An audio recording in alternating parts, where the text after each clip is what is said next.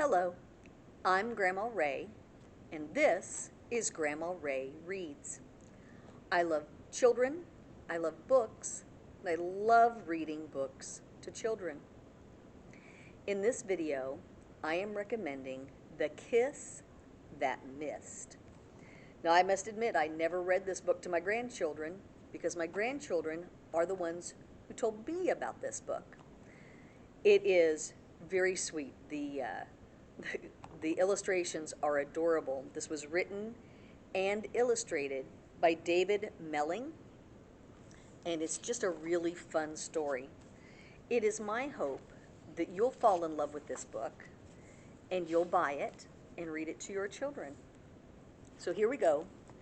The Kiss That Missed. Once upon a Tuesday, the king was in a hurry as usual. "Good night," he said, and blew his son a royal kiss.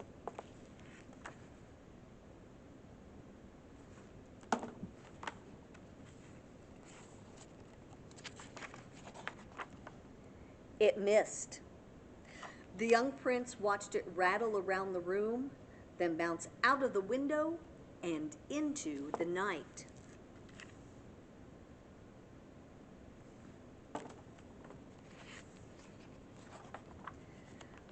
The prince told the queen told the king, and the king had a quick word with his royal knight. "Follow that kiss," he squawked. The knight mounted his horse.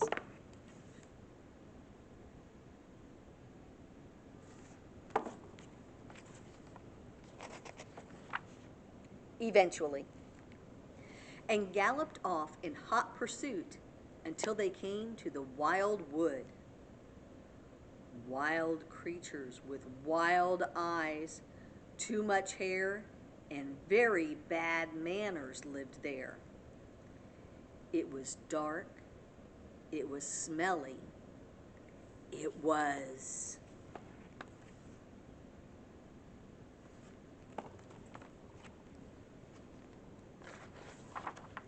snowing. They were not alone.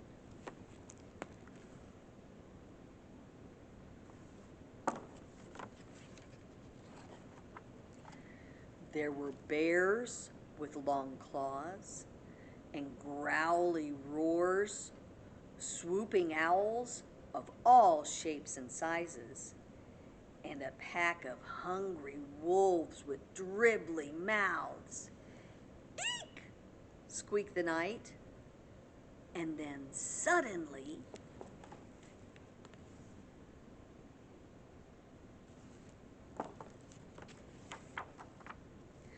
with a sparkle, the royal kiss came floating by and, in turn, said good night to everyone. Bears stopped being growly. Owls stopped being swoopy. Wolves stopped being dribbly. And before you could say, "Follow that kiss," they all settled down for a good night's sleep.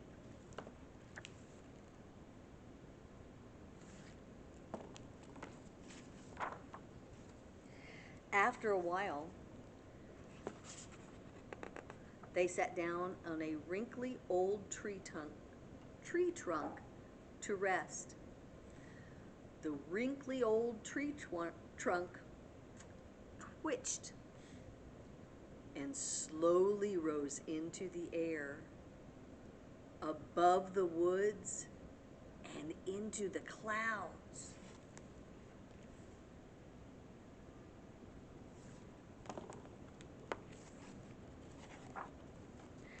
At last, they found themselves staring into a pair of very hairy nostrils. A dragon with this pair would be nice on toast eyes leered greedily at them. Suddenly,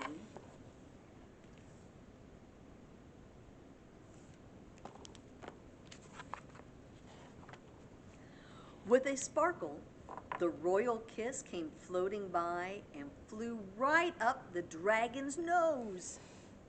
He sat up, sniffed, and blinked. Slowly he opened his mouth, took a deep breath, and sneezed.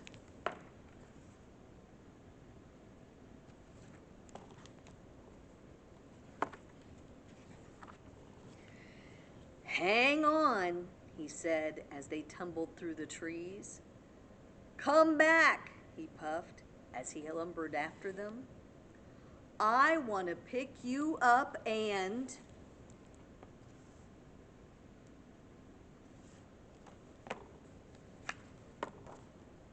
"kiss you goodnight."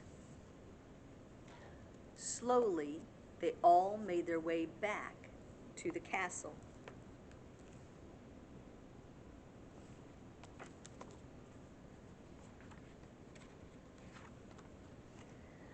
That night, the prince was happy, the queen was happy, and the king promised to stop always being in a hurry.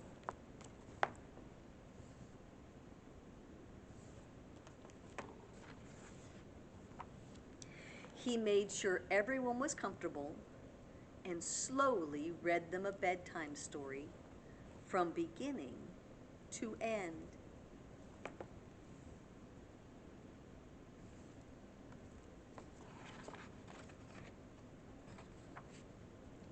Almost.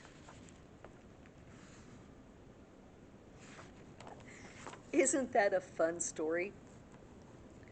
Like I said, my little grandkids, their mom suggested this one, and I love it. It's a fun, fun story. I'm happy that David Melling wrote and illustrated this. A lot of little cliffhanger moments. I hope you enjoyed it as well. Join me again sometime.